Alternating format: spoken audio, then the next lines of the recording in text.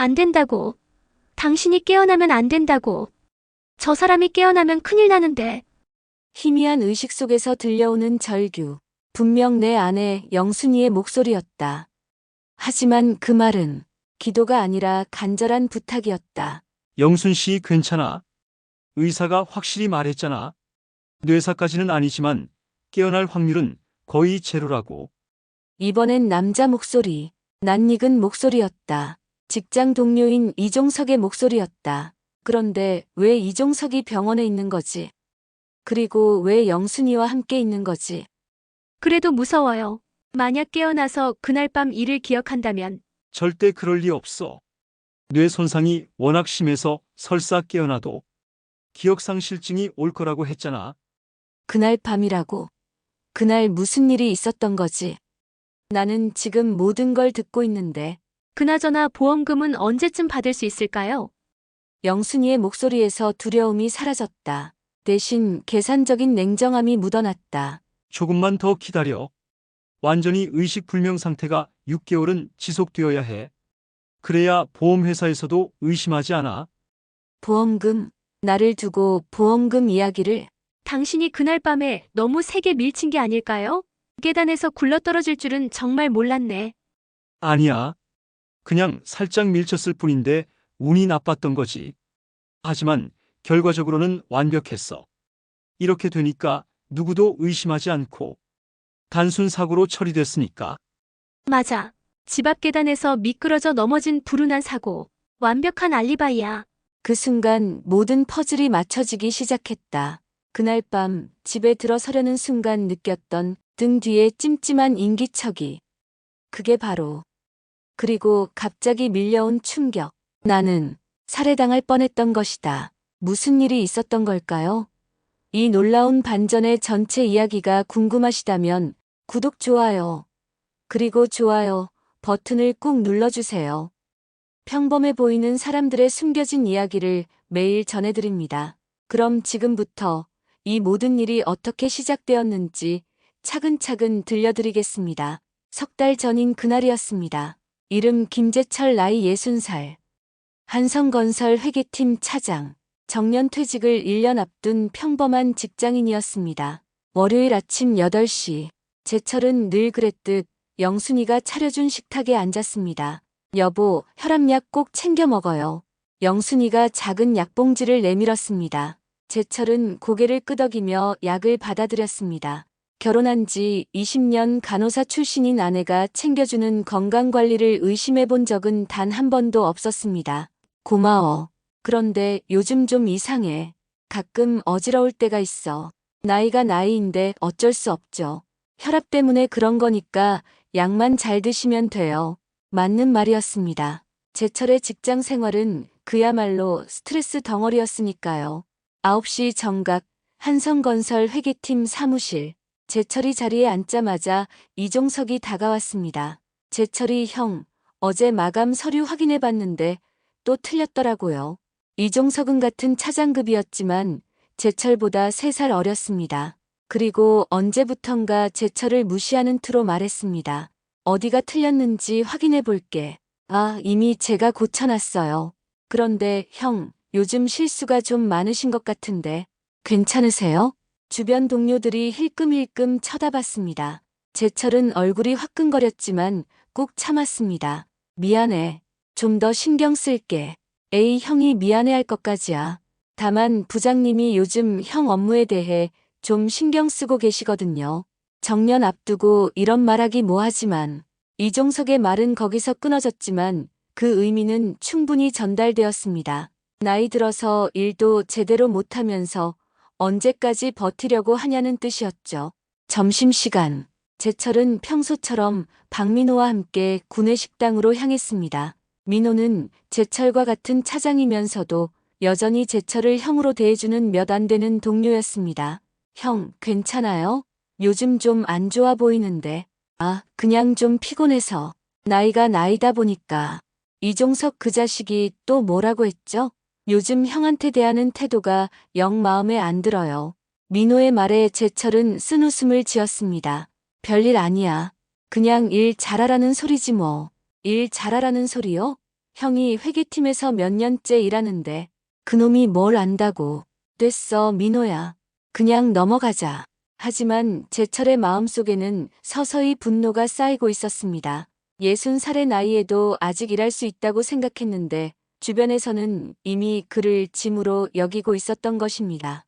오후 3시, 제철은 화장실에서 또다시 어지러움을 느꼈습니다. 거울 속 자신의 모습이 창백해 보였습니다. 이상하네. 분명 약도 잘 먹고 있는데. 그때 뒤에서 들려온 목소리. 김 차장님 괜찮으세요?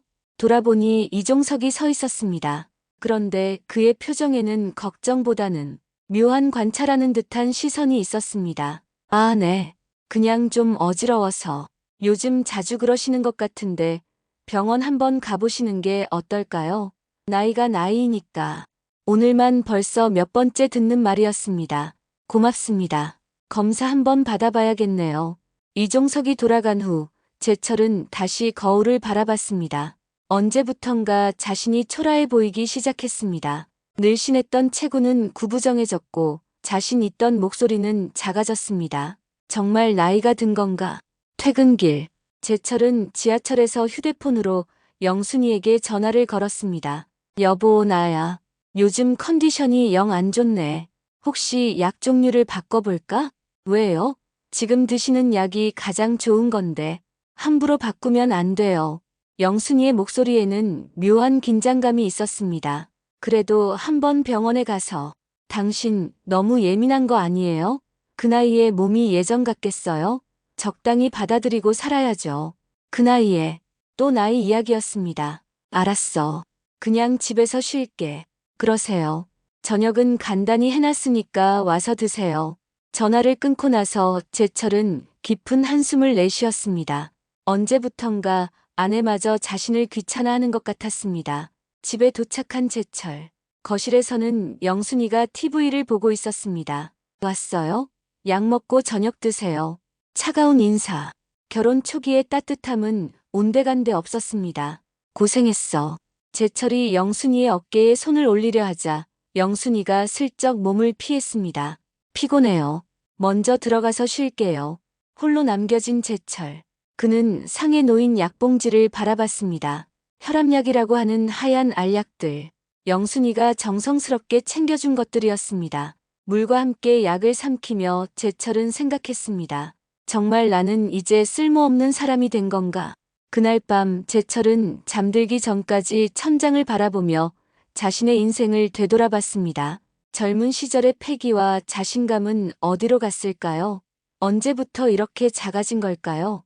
하지만 그는 알지 못했습니다. 며칠 후 자신에게 닥칠 운명을, 그리고 가장 사랑하고 신뢰했던 사람들이 자신을 향해 칼날을 겨누고 있다는 사실을.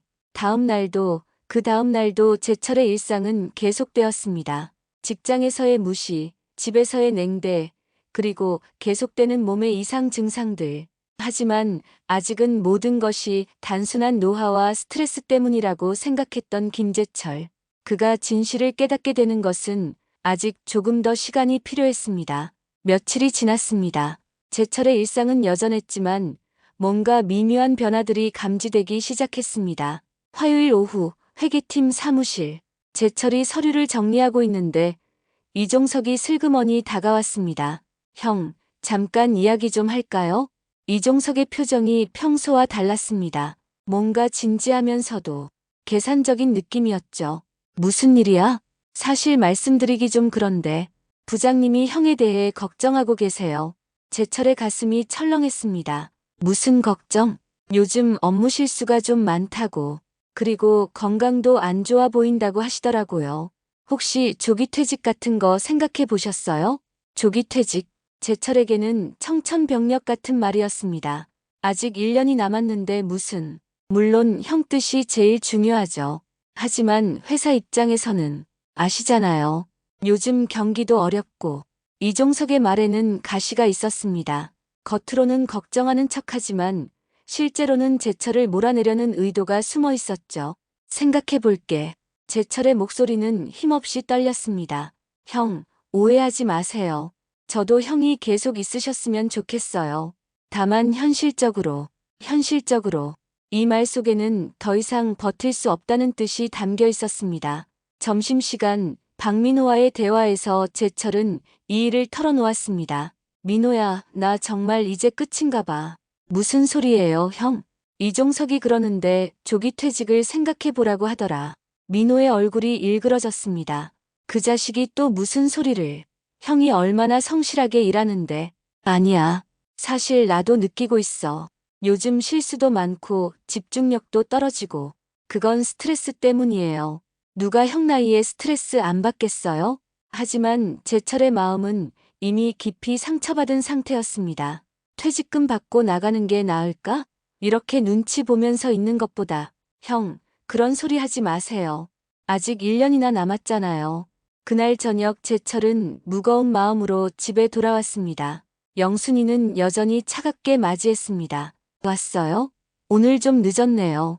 응, 일이 좀 있어서. 제철이 소파에 털썩 앉자 영순이가 약봉지를 가져왔습니다. 약부터 드세요. 오늘 좀 안 좋아 보여요. 영순아, 왜요? 제철은 망설였습니다. 조기 퇴직 이야기를 꺼내야 할지. 아니야. 별일 아니야. 그럼 약 드시고 저녁 드세요. 오늘은 김치찌개 끓였어요. 영순이의 목소리는 기계적이었습니다. 예전처럼 따뜻한 관심은 찾아볼 수 없었죠. 저녁을 먹으면서 제철은 조심스럽게 말을 꺼냈습니다. 영순아, 만약에 말이야. 내가 조금 일찍 퇴직한다면 어떨까? 영순이의 숟가락이 멈췄습니다. 왜요? 갑자기. 아니, 그냥. 요즘 회사에서 눈치도 보이고 몸도 안 좋고. 퇴직금은 얼마나 받을 수 있는데요? 영순이의 첫 번째 관심사는 돈이었습니다. 글쎄, 계산해봐야겠지만 망근하는 것보다는 적겠지. 그럼 안 되죠. 1년만 더 버티세요. 그 돈이 우리 노후 자금인데. 영순이의 말에는 제철에 대한 걱정보다는 경제적 손실에 대한 우려가 더 컸습니다. 하지만 요즘 너무 힘들어서. 힘들면 병원에 가서 치료받으면 되죠. 무작정 그만둘 수는 없어요. 차가운 현실론. 제철은 더 이상 말을 이어가지 못했습니다. 그날 밤 잠자리에서 제철은 영순이에게 다가가려 했습니다. 영순아, 피곤해요. 내일 일찍 일어나야 해서. 영순이는 등을 돌리며 제철을 거부했습니다. 언제부터인지 부부 사이의 스킨십도 사라진 지 오래였습니다. 언제부터 우리가 이렇게 됐지? 제철의 작은 중얼거림에 영순이는 대답하지 않았습니다. 아니, 들은 척도 하지 않았죠. 수요일 아침 제철은 평소보다 일찍 눈을 떴습니다. 어지러움이 또 시작된 것이었습니다. 벌써 일어났네요. 영순이가 부엌에서 나오며 말했습니다. 좀 어지러워서 약 좀 더 일찍 먹어도 될까? 안 돼요. 정해진 시간에 드셔야 해요. 함부로 바꾸면 부작용이 생길 수 있어요. 영순이의 대답은 단호했습니다. 뭔가 예민하게 반응하는 것 같았죠. 그래도 너무 어지러워서. 조금만 참으세요. 아침 먹고 나서 드시면 돼요. 결국 제철은 참을 수밖에 없었습니다. 회사에 도착한 제철. 오늘따라 동료들의 시선이 더욱 차갑게 느껴졌습니다. 김 차장님 괜찮으세요? 얼굴이 많이 안 좋아 보이는데. 이종석이 다가와서 말했습니다. 하지만 그의 표정에는 걱정보다는 관찰하는 듯한 시선이 있었습니다. 좀 피곤해서. 어제 말씀드린 것 좀 생각해 보셨어요? 조기 퇴직 말이에요. 아직. 형, 솔직히 말씀드릴게요. 부장님이 형 건강을 많이 걱정하고 계세요. 이런 상태로 계속 일하시는 게 형한테도 좋지 않을 것 같다고. 이종석의 말은 점점 더 노골적이 되어갔습니다. 알겠어. 좀 더 생각해 볼게. 네, 그러세요. 참고로 조기 퇴직 신청은 한 달 전에 해야 해요. 한 달. 제철에게 주어진 시간은 그리 길지 않았습니다. 점심시간 제철은 혼자 구내식당에 앉아 있었습니다. 평소 함께 먹던 민호는 외부 미팅으로 나간 상태였죠. 형, 혼자 드세요? 뒤에서 들려온 목소리.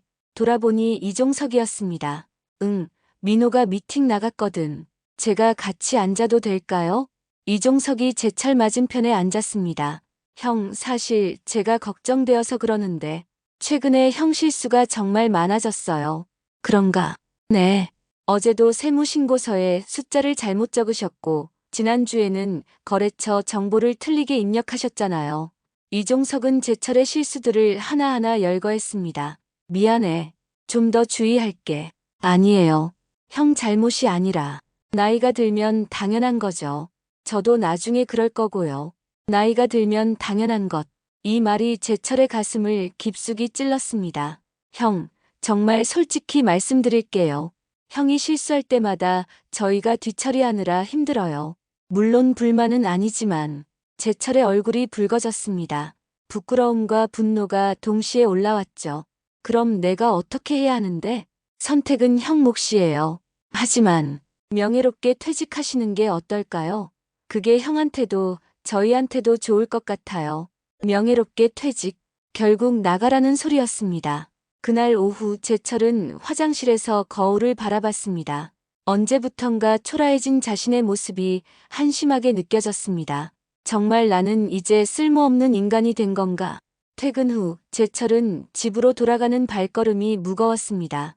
회사에서도 집에서도 환영받지 못하는 자신이 처량했습니다. 집에 도착하니 영순이가 전화 통화를 하고 있었습니다. 네, 알겠어요. 그럼 그때 봐요. 제철이 들어서자 영순이가 급하게 전화를 끊었습니다. 누구랑 통화했어? 아, 친구요. 별일 아니에요. 영순이의 대답은 어색했습니다. 뭔가 숨기는 듯한 느낌이었죠. 오늘 회사에서 힘든 일 있었어요? 별일 없어. 제철은 더 이상 자세한 이야기를 하고 싶지 않았습니다. 어차피 영순이도 관심 없어 하는 것 같았으니까요. 약 드시고 저녁 드세요. 영순이가 예의 그 약봉지를 내밀었습니다. 제철은 기계적으로 약을 받아 삼켰습니다. 그날 밤 제철은 잠이 오지 않았습니다. 조기 퇴직에 대한 고민, 아내의 차가운 태도, 그리고 계속되는 건강 악화, 모든 것이 그를 짓누르고 있었습니다. 하지만 그는 아직 몰랐습니다. 이 모든 고통이 우연이 아니라는 사실을, 그리고 가장 믿었던 사람들이 치밀하게 계획한 음모라는 것을, 진실을 깨닫기까지는 아직 시간이 더 필요했습니다. 일주일이 더 지났습니다. 제철의 상황은 점점 더 악화되고 있었습니다. 목요일 아침, 제철은 또다시 심한 어지러움으로 눈을 떴습니다. 이번에는 구토까지 동반됐죠. 화장실로 뛰어가 토하는 제철. 영순이가 뒤따라왔습니다. 괜찮아요? 어디 아파요? 모르겠어. 갑자기 너무 어지럽고 속이 메스꺼워. 스트레스 때문일 거예요. 약부터 드세요. 영순이가 평소보다 더 빨리 약봉지를 가져왔습니다. 마치 제철이 약을 먹기를 재촉하는 것 같았죠. 제철은 의심 없이 약을 삼켰습니다. 그런데 이상했습니다. 약을 먹고 나서 오히려 더 어지러운 것 같았어요. 이상하네. 약을 먹었는데 더 안 좋아지는 것 같아. 그럴 리 없어요. 마음의 문제일 거예요. 회사에 도착한 제철. 오늘따라 걸음걸이가 휘청거렸습니다. 김 차장님 괜찮으세요? 얼굴이 정말 안 좋아 보이는데. 이종석이 다가와서 말했습니다. 그런데 그의 눈빛에서 뭔가 이상한 걸 포착했습니다. 걱정이라기보다는 관찰하는 듯한 시선이었어요. 요즘 너무 자주 그러시는 것 같은데 혹시 약 제대로 드시고 계세요? 이종석이 약 이야기를 꺼낸 순간 제철은 뭔가 이상함을 느꼈습니다. 왜 동료가 자신의 약 복용에 관심을 가질까? 당연히 먹고 있지. 아내가 챙겨주거든. 아, 영순 씨가요. 간호사 출신이시니까 약 관리를 잘하시겠네요. 영순 씨. 이종석이 영순이를 어떻게 그렇게 자연스럽게 부를까? 혹시 우리 아내 연락처 아세요? 제철의 갑작스러운 질문에 이종석이 당황하는 기색을 보였습니다. 아, 아니요. 회사 행사 때 몇 번 뵌 적이 있어서요. 이종석의 대답은 어색했습니다. 뭔가 숨기는 듯한 느낌이었죠. 점심시간 제철은 민호와 함께 식당에 갔습니다. 형, 요즘 정말 안 좋아 보여요. 민호야, 혹시 이종석이 우리 아내 연락처 알고 있을까? 네. 왜 갑자기 그런 걸? 아까 우리 아내 이름을 너무 자연스럽게 부르더라고. 민호는 잠시 생각하더니 말했습니다. 형, 설마 그런 생각하시는 건 아니죠? 혹시 불륜 같은. 제철은 깜짝 놀랐습니다. 민호가 자신의 생각을 정확히 짚어낸 것이었죠. 아니야. 그럴 리 없어. 하지만 제철의 목소리에는 확신이 없었습니다. 오후에 제철은 서류 정리를 하다가 실수를 또 했습니다. 그런데 이번에는 뭔가 다른 게 보였어요. 이종석의 표정에서 걱정보다는 만족감 같은 것이 스쳐 지나갔습니다. 퇴근길, 제철은 지하철에서 갑자기 심한 현기증을 느꼈습니다. 잠깐 정신을 잃을 뻔했죠. 왜 약을 먹는데도 계속 악화될까? 집에 도착한 제철. 영순이는 부엌에서 저녁 준비를 하고 있었습니다. 여보, 오늘 지하철에서 쓰러질 뻔했어. 네? 왜요? 영순이가 놀란 표정을 지었지만 어딘가 어색했습니다. 약 좀 바꿔볼 수 없을까? 먹어도 효과가 없는 것 같아. 영순이의 표정이 순간 굳어졌습니다. 왜요? 지금 드시는 약이 가장 좋은 건데. 하지만 증상이 계속 악화되고 있잖아. 안 돼요. 함부로 약을 바꾸면 부작용이 생길 수 있어요. 영순이의 목소리가 갑자기 날카로워졌습니다. 제철은 깜짝 놀랐죠. 저녁 시간 제철은 평소처럼 약을 받아들였습니다. 그런데 이번에는 유심히 관찰해 봤어요. 여보, 이 약들이 정확히 뭐야? 혈압약이랑 소화제, 그리고 영양제요. 영순이의 대답은 빨랐습니다. 마치 미리 준비된 답변 같았어요. 제철은 약을 입에 넣었지만 이번에는 바로 삼키지 않았습니다. 영순이가 물을 가져오는 사이 제철은 몰래 약 하나를 혀 아래 숨겼습니다. 다 드셨어요? 응. 영순이가 부엌으로 돌아간 틈에 제철은 숨겨둔 약을 티슈에 싸서 서랍에 숨겨뒀습니다. 그날 밤 이상한 일이 일어났습니다. 제철은 평소보다 컨디션이 좋았어요. 어지러움도 덜하고 머리도 맑았죠. 설마 약 때문인가? 다음 날 아침 제철은 일부러 평소보다 일찍 일어났습니다. 영순이가 약을 준비하는 모습을 관찰하기 위해서였죠. 영순이는 부엌 찬장에서 작은 병을 꺼내 약을 준비했습니다. 그런데 이상한 점을 발견했어요. 약병이 3개가 아니라 4개였습니다. 그리고 영순이는 그중 하나에서 약을 꺼낼 때 특별히 조심스럽게 다뤘어요. 제철은 이번에도 하나를 몰래 빼놨습니다. 회사에서도 제철은 이종석을 유심히 관찰했습니다. 이종석이 제철의 컨디션을 너무 자주 묻는 것, 약 복용에 대해 관심을 보이는 것, 그날 저녁 결정적인 순간을 목격했습니다. 영순이가 화장실에 간 사이 그녀의 휴대폰에 문자가 왔습니다. 내일 만날까? 약 효과는 어때? 마이너스 이응시옷, 이응시옷, 그리고 약 효과라는 말. 제철의 심장이 빠르게 뛰기 시작했습니다. 이제 확신이 들었습니다. 뭔가 큰 진실이 숨겨져 있다는 것을.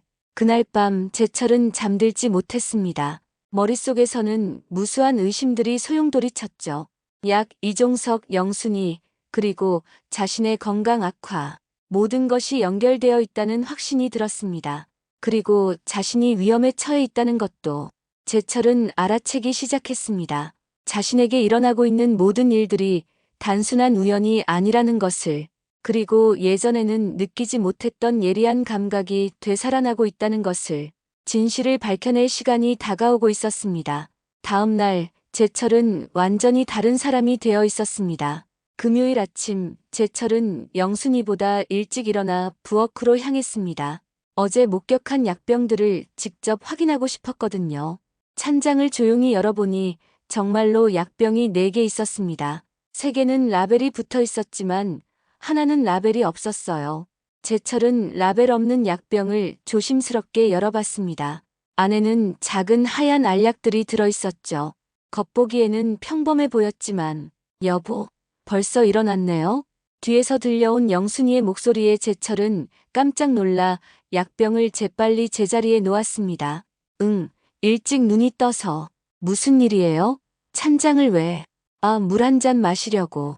영순이의 눈빛이 예리해졌습니다. 뭔가 의심하는 듯 했어요. 약 드실 시간이에요. 평소보다 더 빨리 약을 준비하는 영순이.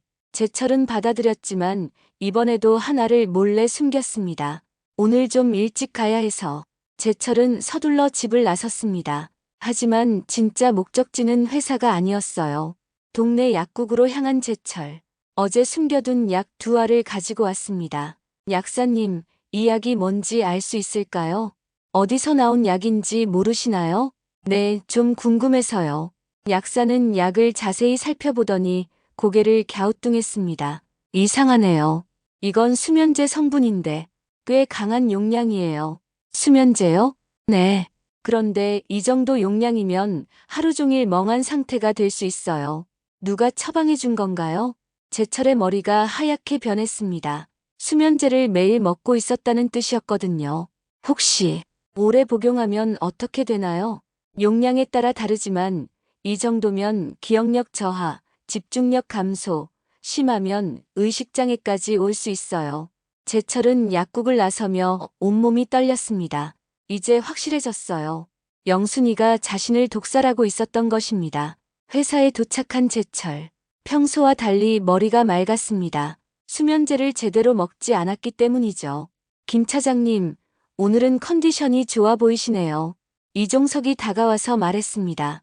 그런데 그의 표정에는 실망감이 어려 있었어요. 좀 나아진 것 같아. 그렇군요. 약이 드디어 효과를 보나 보네요. 약이 효과를 본다는 말. 제철은 이종석이 자신의 상황을 너무 잘 알고 있다는 것을 깨달았습니다. 참, 형. 어제 영순 씨랑 우연히 마주쳤어요. 이종석이 갑자기 던진 말에 제철은 경직됐습니다. 어디서? 병원 앞에서요. 약 받으러 가신다고 하더라고요. 병원? 영순이는 어제 집에 있었는데 몇 시쯤이었는데? 오후 3시쯤이었나요? 오후 3시면 제철이 회사에 있을 시간이었습니다. 영순이는 분명 집에 있다고 했는데 아, 그랬구나. 제철은 아무렇지 않은 척했지만 마음속으로는 확신이 섰습니다. 영순이와 이종석이 만나고 있었던 것이죠. 점심시간 제철은 민호에게 조심스럽게 물어봤습니다. 민호야, 만약에 누군가 나를 해치려 한다면 어떻게 해야 할까? 네? 갑자기 무슨 소리예요? 아니, 그냥 가정이야. 만약 가족이나 동료가. 민호는 제철의 표정을 유심히 봤습니다. 형, 혹시 무슨 일 있어요? 요즘 너무 이상해요. 아니야. 그냥 궁금해서. 그래도 만약 정말 그런 일이 있다면 증거를 모아야죠. 그리고 믿을 만한 사람에게 도움을 요청하고. 증거. 제철은 이미 수면제를 발견했지만 더 확실한 증거가 필요했습니다. 오후에 제철은 이종석의 행동을 유심히 관찰했습니다. 이종석은 자주 휴대폰을 확인했고 때로는 밖으로 나가서 통화를 했어요. 퇴근 시간 제철은 일부러 늦게 나왔습니다. 이종석을 미행하기 위해서였죠. 이종석은 회사에서 나와 지하철을 타지 않고 택시를 탔습니다. 제철도 재빨리 다른 택시를 잡아 뒤따랐어요. 택시는 제철의 집 근처 카페 앞에서 멈췄습니다. 이종석이 내리자 곧 영순이가 나타났어요. 제철은 멀리서 지켜봤습니다. 두 사람은 너무나 자연스럽게 포옹했고 카페 안으로 들어갔죠. 제철은 카페 창문 너머로 두 사람을 관찰했습니다. 이종석과 영순이는 손을 맞잡고 친밀하게 대화하고 있었어요. 잠시 후 이종석이 영순이에게 작은 봉지를 건넸습니다. 영순이는 그것을 받아 가방에 넣었죠. 제철은 휴대폰으로 사진을 찍었어요. 1시간 정도 후 두 사람이 카페에서 나왔습니다.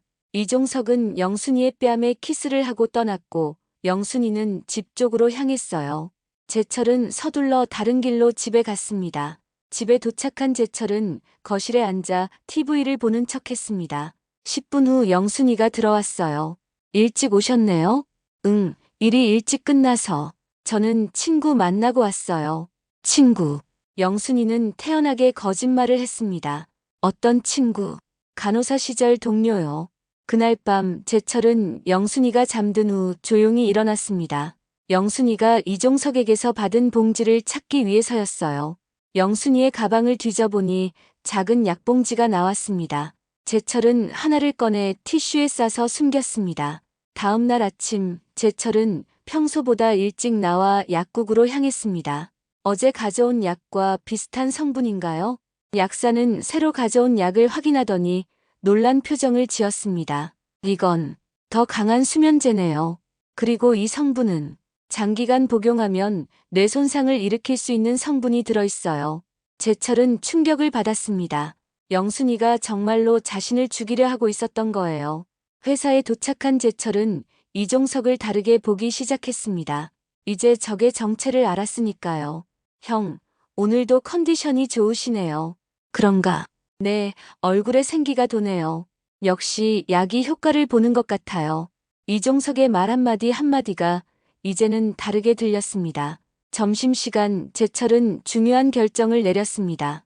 이제 수동적으로 당하고만 있을 수는 없었어요. 반격할 시간이 온 것입니다. 하지만 제철은 아직 자신의 진짜 정체를 드러낼 생각은 없었습니다. 완벽한 복수를 위해서는 더 많은 증거와 계획이 필요했거든요. 그날부터 제철의 진짜 게임이 시작되었습니다. 월요일 아침 제철은 평소와 완전히 다른 모습으로 일어났습니다. 거울 앞에 선 제철의 눈빛이 달랐어요. 며칠 전까지만 해도 초라하고 힘없어 보였던 모습은 온데간데 없었습니다. 대신 날카롭고 차가운 시선이 자리하고 있었죠. 여보, 약 드세요. 영순이가 평소처럼 약봉지를 내밀었습니다. 고마워. 제철은 받아들였지만 이번에는 아예 먹지 않았어요. 모든 약을 휴지에 싸서 주머니에 넣었습니다. 회사에 도착한 제철. 오늘부터는 게임의 룰이 바뀔 예정이었어요. 김 차장님, 안녕하세요. 이종석이 평소처럼 다가왔습니다. 하지만 제철의 대답은 달랐어요. 이종석 차장. 평소 종석아라고 부르던 것과는 확연히 다른 톤이었습니다. 이종석이 순간 당황했죠. 오늘 부장님께 보고할 게 있어서 잠깐 이야기 좀 할까? 제철의 목소리에는 평소 볼 수 없던 권위가 담겨 있었습니다. 무슨 보고요? 회계 부정에 관한 건이야. 이종석의 얼굴이 순간 하얗게 변했습니다. 자네 계좌로 들어간 리베이트 말이야. 삼성건설 하청업체로부터 받은 700만 원. 이종석이 완전히 경직됐습니다. 형, 그게 무슨. 증거도 다 있어. 통장 내역, 업체와의 통화 녹음, 그리고 자네가 조작한 회계장부까지. 제철은 차분하게 말했습니다. 하지만 그 목소리에는 섬뜩한 냉기가 흘렀어요. 어떻게 그걸, 어떻게 알았느냐고. 자네가 생각하는 것보다 세상은 넓어. 제철의 눈빛이 더욱 차가워졌습니다. 설명은 부장님께 하게. 오후 3시에 부장실로 와. 제철이 돌아서려는 순간 이종석이 급하게 붙잡았습니다. 형, 제발 한 번만 봐주세요. 사정. 제철이 천천히 돌아봤습니다. 그 순간 이종석은 소름이 돋았어요. 무슨 사정이길래 동료를 배신하고 그 아내와 불륜을 저지르면서까지. 이종석의 얼굴이 완전히 하얗게 변했습니다. 그것도 어떻게. 놀랐나? 자네들이 카페에서 만나는 것도 다 알고 있어. 사진도 있고. 제철은 휴대폰을 꺼내 사진을 보여줬습니다. 이종석과 영순이가 포옹하는 모습이 선명하게 찍혀 있었어요. 자네가 영순이에게 약을 건네주는 것까지 다 봤어. 이종석이 완전히 무너져 내렸습니다. 형, 저희가 뭘 했는지 아세요? 내 아내를 유혹해서 나를 독살하려 했다는 거 말인가? 형이 어떻게 이런 걸 다 궁금한가? 제철이 의자에 앉으며 말했습니다. 사실 나는 평범한 회계 차장이 아니야. 뭐라고요? 20년 전까지 나는 707특임대 소속이었어. 코드네임은 고스트. 이종석의 입이 벌어졌습니다. 707특임대라면 한국군 최고의 특수부대가 아닌가요? 수면제를 제대로 먹지 않으니까 원래 실력이 돌아오더군. 자네들을 미행하고 증거를 수집하는 것이 그리 어렵지 않았어. 제철의 말에 이종석은 완전히 공포에 빠졌습니다. 그럼 형이 지금까지 바보인 척 연기를. 바보인 척? 아니야. 정말 바보였지. 사랑하는 아내와 평범하게 살고 싶어서 모든 걸 포기했으니까. 하지만 자네들이 날 깨웠어. 형, 제발. 오후 3시까지 사표를 써와. 그리고 횡령한 돈은 전액 반환하고. 만약 거부하면? 그럼 내일 아침 신문에 자네 얼굴이 실릴 거야. 회계 담당자 대규모 횡령 사건이라는 제목으로 말이지. 그리고 영순이와의 불륜 사진도 함께 공개될 거고. 이종석이 완전히 절망했습니다. 선택은 자네 몫이야. 조용히 사라지거나 아니면 모든 걸 잃거나. 점심시간 민호가 제철에게 다가왔습니다. 형, 이종석이 완전히 멘붕 상태인데요. 무슨 일 있었어요? 곧 알게 될 거야. 사실 나는 지금까지 너희들을 속여왔어. 내 정체를 숨기고 살았거든. 민호가 당황했습니다. 곧 알게 될 거야. 그때까지 기다려줘. 오후 3시. 이종석이 사표를 들고 부장실로 향했습니다. 부장님, 이종석 차장이 개인 사정으로 사표를 제출하고 싶다고 합니다. 부장이 놀랐습니다. 갑자기 무슨 일인가? 집안 사정이 좀 복잡해져서 오늘이 마지막입니다. 제철이 끼어들었습니다. 부장님, 이종석 차장 업무는 제가 인수하겠습니다. 그날 저녁 이종석은 개인 물건을 챙겨 회사를 떠났습니다. 제철은 그를 배웅하며 마지막 경고를 했어요. 앞으로 영순이와 연락하지 마. 그리고 서울을 떠나는 게 좋을 거야. 형, 정말 미안해요. 미안하다는 말은 듣고 싶지 않아. 그냥 사라져. 이종석이 고개를 푸걱 숙이고 사라졌습니다. 제철은 그 모습을 지켜보며 차가운 미소를 지었습니다. 이제 영순이 차례였어요. 20년 동안 잠들어 있던 진짜 김제철이 깨어났습니다. 그리고 이제 본격적인 게임이 시작될 차례였어요. 그날 밤 제철은 평소보다 일찍 집에 도착했습니다. 일찍 오셨네요. 영순이가 부엌에서 나와 인사했습니다. 평소와 똑같은 모습이었지만 제철의 눈에는 모든 것이 달라 보였어요. 오늘 좀 특별한 일이 있어서. 무슨 일이요? 이종석이 회사를 그만뒀어. 영순이의 손이 순간 멈췄습니다. 설거지하던 그릇이 싱크대에 떨어질 뻔했죠. 네? 갑자기 왜요? 개인 사정이래. 아마 다신 보기 힘들 것 같아. 제철은 영순이의 반응을 유심히 관찰했습니다. 그녀의 얼굴이 창백해지는 것이 보였어요. 그렇군요. 영순이가 억지로 평정심을 유지하려 했지만 손이 미세하게 떨리고 있었습니다. 왜 그만뒀는지 이유를 못 들었어요? 글쎄, 자세한 건 모르겠어. 다만 횡령 문제가 있었다고 하더라. 횡령요? 영순이의 목소리가 한 옥타브 높아졌습니다. 꽤 큰 금액이었다고 해. 그래서 조용히 사표 쓰고 떠난 거지. 그런 일이. 참 여보. 오늘부터 약 안 먹을게. 영순이가 깜짝 놀라 돌아봤습니다. 왜요? 갑자기. 병원에서 검사 받아보니까 더 이상 필요 없다고 하더라고. 그럴 리 없어요. 혈압약은 계속 드셔야. 혈압약? 제철이 차가운 미소를 지었습니다. 여보, 그게 정말 혈압약이었을까? 영순이의 얼굴이 완전히 하얗게 변했습니다. 무슨 말씀이세요? 제철은 주머니에서 약 몇 알을 꺼내 식탁에 올려놓았습니다. 이게 뭔지 알아? 혈압약이잖아요. 약사한테 확인해봤거든. 이게 수면제래. 그것도 꽤 강한. 영순이가 뒤로 물러섰습니다. 제철의 분위기가 평소와 너무 달랐어요. 수면제? 그럴 리 없어요. 병원에서. 어느 병원에서? 혹시 이종석이 구해준 건 아니야? 영순이의 입이 벌어졌습니다. 제철이 모든 걸 알고 있다는 것을 깨달은 거죠. 여보, 그게 20년 동안 나를 속였구나. 제철이 일어서며 영순이를 바라봤습니다. 그 순간 영순이는 처음 보는 제철의 모습에 압도됐어요. 처음에는 정말 사랑했어. 특수부대를 그만두고 평범한 삶을 살기로 결심했을 때도. 특수부대요? 707특임대. 코드네임 고스트. 들어봤나? 영순이가 완전히 경직됐습니다. 707특임대라는 이름만으로도 충분히 무서웠거든요. 그럼 당신이. 그래, 나는 지금까지 연기를 했어. 평범한 남편 역할을. 제철의 목소리가 점점 차가워졌습니다. 영순이는 지금까지 알던 제철과는 완전히 다른 사람을 보고 있는 것 같았어요. 언제부터였지? 언제부터 나를 죽이려고 했던 거야? 여보, 오해예요. 저는 오해. 제철이 휴대폰을 꺼내 사진을 보여줬습니다. 영순이와 이종석이 카페에서 포옹하는 모습이었어요. 이것도 오해야? 영순이가 완전히 무너져 내렸습니다. 주저앉으며 울기 시작했어요. 미안해요. 정말 미안해요. 미안하다고. 나를 죽이려 했으면서. 죽이려던 게 아니에요. 그냥 잠들게 하려던 거였어요. 잠들게? 영구히? 제철의 말에 영순이가 더욱 울음을 터뜨렸습니다. 처음에는 정말 아니었어요. 하지만 이종석이 계속 꼬드겼어요. 꼬드겼다고?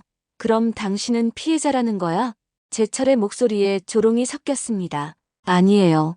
제 잘못이에요. 하지만 하지만 저희도 살아야 하잖아요. 당신은 곧 퇴직하고 저는 나이 들어서 일자리도 없고 그래서 나를 죽이려 했다고.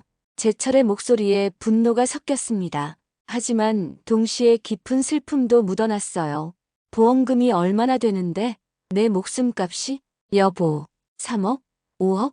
그 정도면 이종석과 새 출발하기에 충분했겠네. 영순이가 고개를 들지 못했습니다. 20년 동안 당신을 믿고 살았는데, 여보, 제발, 한 번만 용서해 주세요. 영순이가 제철의 발을 붙잡았습니다. 용서. 제철이 영순이를 내려다봤습니다.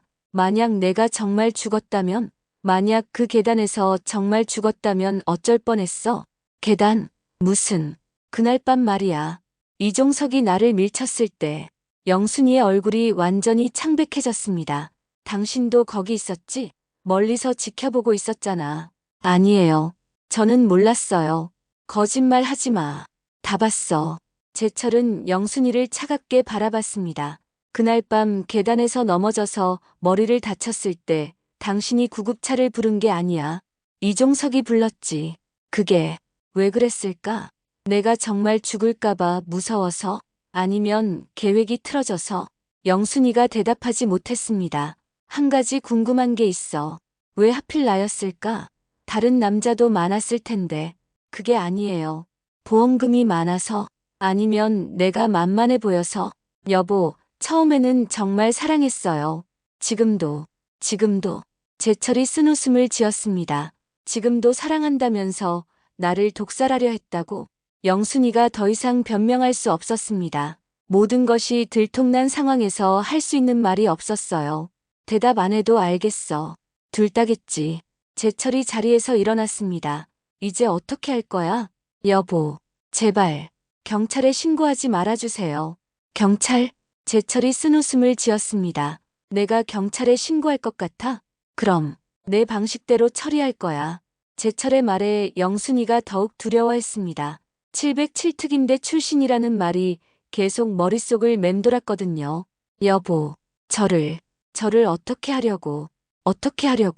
제철이 영순이를 바라봤습니다. 그 눈빛에는 분노와 슬픔, 그리고 뭔가 다른 감정이 섞여 있었어요. 그건 내일 알려줄게. 오늘은 좀 생각할 시간이 필요해. 제철은 그렇게 말하고 방으로 들어갔습니다. 영순이는 거실에 혼자 남겨져 두려움에 떨었어요. 이제 진짜 게임이 시작될 차례였습니다. 다음 날 아침 제철은 평소와 똑같이 출근 준비를 했습니다. 영순이는 밤새 잠을 못 잤는지 눈이 퉁퉁 부어 있었어요. 하지만 여전히 약봉지를 준비해 왔습니다. 여보, 약, 이제 그만해. 제철의 차가운 목소리에 영순이가 움찔했습니다. 오늘 저녁에 모든 걸 정리하자. 여보, 그때까지 어디 가지 마. 도망가려고 하지도 말고. 제철의 경고에 영순이는 고개를 끄덕일 수밖에 없었습니다. 회사에서 제철은 평소와 다름없이 업무를 처리했습니다. 하지만 동료들은 뭔가 달라진 분위기를 느꼈어요. 형, 요즘 완전히 다른 사람 같아요. 민호가 조심스럽게 말했습니다. 그런가? 네, 뭔가 카리스마가 느껴져요. 이종석도 형한테 완전히 눌려서 나갔잖아요. 제철은 쓴웃음을 지었습니다. 민호야, 사람은 언제든 변할 수 있어. 무슨 일 있었어요? 갑자기 이종석이 사라지고 형도 완전히 달라지고 곧 알게 될 거야. 그날 오후 제철은 중요한 전화를 받았습니다. 제철아, 나야. 민수. 목소리의 주인은 제철의 옛 동료였습니다. 같은 707특임대 출신이었죠. 민수 형, 오랜만이네요. 그동안 잘 지냈나? 소식이 끊어져서 걱정했어. 네, 잘 지냈어요. 그런데 갑자기 어떻게? 사실 부탁이 있어서. 혹시 옛날 실력 아직 남아있나? 제철이 잠시 침묵했습니다. 왜요? 우리 회사에서 보안 전문가를 찾고 있거든. 대기업 계열사인데 조건도 좋아. 지금 직장이 있어서. 퇴직 앞둔 거 알고 있어. 이번 기회 놓치면 아까울 텐데. 제철은 생각에 잠겼습니다. 새로운 시작이 필요한 시점이었어요. 생각해보고 연락드릴게요. 그래. 하지만 너무 오래 고민하지는 마. 전화를 끊고 나서 제철은 창밖을 바라봤습니다. 새로운 인생에 대한 가능성이 보이기 시작했어요. 저녁 시간 제철은 정시의 집으로 돌아왔습니다. 영순이는 거실에 앉아 제철을 기다리고 있었어요. 그녀의 얼굴은 창백했고 손은 계속 떨리고 있었습니다. 앉아. 제철이 영순이 맞은편에 앉았습니다. 둘 사이에는 차가운 침묵이 흘렀어요. 말해봐. 언제부터였어? 여보. 언제부터 이종석과 만났고 언제부터 나를 죽이려고 계획했는지. 영순이가 고개를 숙였습니다. 1년 전이에요. 1년 전. 회사 행사에서 이종석을 만났을 때부터. 그때부터 바람을 피웠다는 거야? 처음에는 아니었어요. 그냥 대화만 했어요. 제철은 말없이 영순이를 바라봤습니다. 하지만 점점 당신에 대한 불만이 쌓이기 시작했어요. 불만? 당신은 너무 평범했어요. 꿈도 없고 야망도 없고 그냥 하루하루 살아가기만 하는. 제철의 얼굴이 굳어졌습니다. 그래서 나를 죽이려 했다고. 이종석이 말했어요. 당신 보험금이 5억이라고. 그 돈이면 새 출발할 수 있다고. 새 출발? 저도 다시 살고 싶었어요. 이렇게 답답하게 말고. 제철이 한숨을 내쉬었습니다. 그래서 독을 먹이기 시작한 거구나. 독이 아니라 수면제였어요. 그냥 자연스럽게 잠들게 하려던. 거짓말 하지 마. 나중에는 더 강한 약을 썼잖아. 영순이가 울음을 터뜨렸습니다. 이종석이 계속 재촉했어요. 더 빨리, 더 확실하게 하라고. 그래서 계단에서 밀쳤던 거고. 그건 계획에 없던 일이었어요. 이종석이 갑자기. 제철이 일어났습니다. 이제 됐어. 충분히 들었으니까. 여보, 저를 어떻게 하실 건가요? 제철이 영순이를 바라봤습니다. 그 눈빛에는 분노보다는 깊은 슬픔이 담겨 있었어요. 나를 죽이려던 당신에게 복수하고 싶어. 영순이가 온몸을 떨었습니다. 하지만 제철이 잠깐 멈췄습니다. 하지만 그게 옳은 일일까? 여보, 20년 동안 함께 살았는데 정말 한 번도 날 사랑한 적이 없었어? 영순이가 고개를 들었습니다. 눈물이 볼을 타고 흘러내렸어요. 있었어요. 처음에는 정말 사랑했어요. 그럼 언제부터 변한 거야? 모르겠어요. 언제부턴가 당신이 지겨워지기 시작했어요. 매일 똑같은 일상, 똑같은 대화. 제철이 고개를 끄덕였습니다. 그래, 내가 너무 평범했지. 여보. 하지만 알고 있어야 할 게 있어. 제철이 영순이를 바라봤습니다. 나는 당신을 위해 모든 걸 포기했어. 내 정체도, 내 능력도, 내 과거도. 무슨 707특임대에서 나올 때 나는 다시는 그런 삶을 살지 않겠다고 맹세했어. 평범하고 행복한 가정을 꾸리고 싶었거든. 영순이가 놀란 표정을 지었습니다. 그래서 모든 걸 숨겼어. 내가 누구인지 뭘 할 수 있는지. 여보, 저는 몰랐어요. 물론 몰랐겠지. 내가 숨겼으니까. 제철이 창밖을 바라봤습니다. 하지만 이제 알겠어. 진짜 나를 숨기고 사는 건 불가능하다는 것을. 그럼 앞으로. 제철이 영순이를 바라봤습니다. 우리는 이제 끝이야. 여보. 하지만 널 죽이지는 않을게. 그런 식으로 복수하고 싶지 않아. 영순이가 안도의 한숨을 내쉬었습니다. 대신 제철이 서류 봉투를 꺼냈습니다. 이혼 서류야. 사인해. 영순이가 서류를 받아들었습니다. 그리고 내일부터 이 집을 나가. 위자료는 없어. 당연하겠지? 네. 만약 다시 내 앞에 나타나거나 내 주변 사람들에게 해를 끼치려 한다면. 제철의 목소리가 차갑게 변했습니다. 그때는 정말 707특임대 출신의 실력을 보여줄 거야. 영순이가 고개를 끄덕였습니다. 알겠어요. 제철은 그녀를 마지막으로 바라봤습니다. 안녕, 영순아. 그동안 고마웠어. 그날 밤 제철은 혼자 남겨진 집에서 지난 20년을 되돌아봤습니다. 모든 것이 끝났지만 동시에 새로운 시작이기도 했어요. 한 달이 지났습니다. 제철은 옛 동료 민수의 제안을 받아들여 새로운 직장으로 이직했습니다. 대기업 계열사의 보안 전문가로서의 새로운 인생이었어요. 첫 출근 날 제철은 거울 앞에 섰습니다. 예전에 초라하고 힘없던 모습은 완전히 사라졌어요. 대신 자신감 있고 당당한 모습의 남자가 서 있었습니다. 김재철 팀장님, 안녕하세요. 새로운 직장의 동료들이 인사했습니다. 이제 그는 더 이상 차장이 아니었어요. 능력을 인정받은 팀장이었습니다. 앞으로 잘 부탁드립니다. 재철의 목소리에는 예전에 없던 권위와 자신감이 묻어났습니다.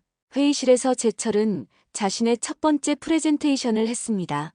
현재 우리 회사의 보안 시스템에는 몇 가지 허점이 있습니다. 그의 분석은 정확했고 해결책은 명확했어요. 참석자들은 모두 감탄했습니다. 역시 707특임대 출신답네요. 상무가 만족스럽게 말했습니다. 과거는 과거고 지금이 중요합니다. 재철의 대답에 모든 사람들이 고개를 끄덕였어요. 점심시간 재철은 혼자 회사 옥상에 올라갔습니다. 서울 시내가 한눈에 보이는 곳이었어요. 휴대폰이 울렸습니다. 민호에게서 온 전화였어요. 형, 어떠세요? 새 직장은? 좋아. 여기서 다시 시작하는 것 같아. 다행이에요. 그런데 형, 민호의 목소리가 조심스러워졌습니다. 영순 씨는 어떻게 됐어요? 재철이 잠시 침묵했습니다. 헤어졌어. 이혼했고. 그랬군요. 많이 힘드셨을 텐데. 처음에는 힘들었지. 하지만 이제는 오히려 홀가분해. 형이 행복하시면 됐어요. 고마워, 민호야. 너만이라도 내 편이어서. 전화를 끊고 나서 재철은 하늘을 바라봤습니다. 맑고 푸른 하늘이 그의 마음처럼 상쾌해 보였어요. 그날 저녁 재철은 새로 이사한 작은 원룸에 돌아왔습니다. 예전 집보다 훨씬 작았지만 오히려 더 편안했어요. 냉장고에서 맥주를 꺼내 마시며 재철은 지난 일들을 되돌아봤습니다. 영순이와 이종석의 배신, 그리고 자신의 정체를 드러내게 된 과정들. 처음에는 분노와 복수심에 불탔지만 이제는 오히려 감사한 마음이 들었어요. 그들이 없었다면 진짜 자신을 찾지 못했을 테니까요. 며칠 후 재철은 우연히 영순이를 마주쳤습니다. 동네 마트에서였어요. 영순이는 많이 초라해져 있었습니다. 얼굴은 헬쑥했고 옷차림도 예전만 못했어요. 여보, 아니 재철 씨, 영순 씨. 재철은 차분하게 인사했습니다. 어떻게 지내세요? 그럭저럭. 새 직장 구했다고 들었어요. 네, 다행히 좋은 기회가 생겨서. 둘 사이에 어색한 침묵이 흘렀습니다. 재철 씨, 정말 미안해요. 그때 일, 이제 지난 일이에요. 재철의 목소리에는 더 이상 분노가 없었습니다. 그냥 우리 각자 잘 살면 되는 거죠. 네, 그래요. 영순이가 고개를 숙였습니다. 그럼 안녕히 계세요. 재철이 돌아서려는 순간 영순이가 불렀습니다. 재철 씨, 네, 정말 행복하게 사세요. 재철이 잠깐 멈췄다가 고개를 끄덕였습니다. 영순 씨도요. 그렇게 두 사람은 각자의 길을 갔습니다. 몇 주 후, 재철은 회사에서 큰 성과를 거뒀습니다. 해커의 침입을 막아낸 것이었어요. 김 팀장 덕분에 큰 손실을 막았습니다. 사장이 직접 치하했습니다.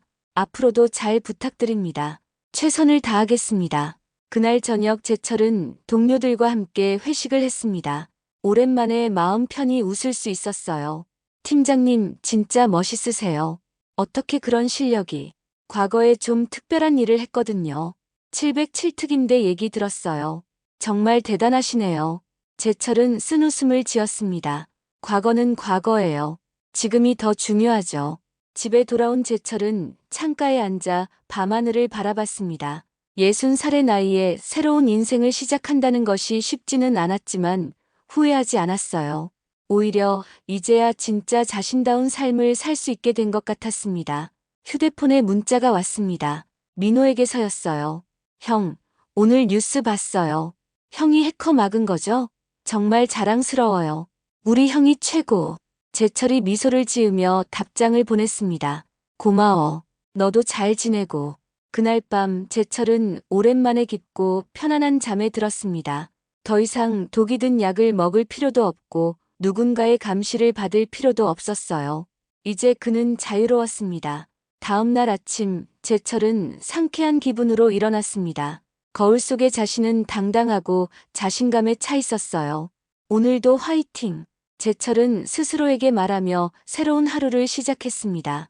60살의 나이에 찾은 진짜 인생이었습니다. 늦었지만 포기하지 않았기에 가능한 일이었어요. 때로는 인생의 가장 큰 배신이 가장 큰 축복이 될 수도 있다는 것을 김재철은 이제 알고 있었습니다.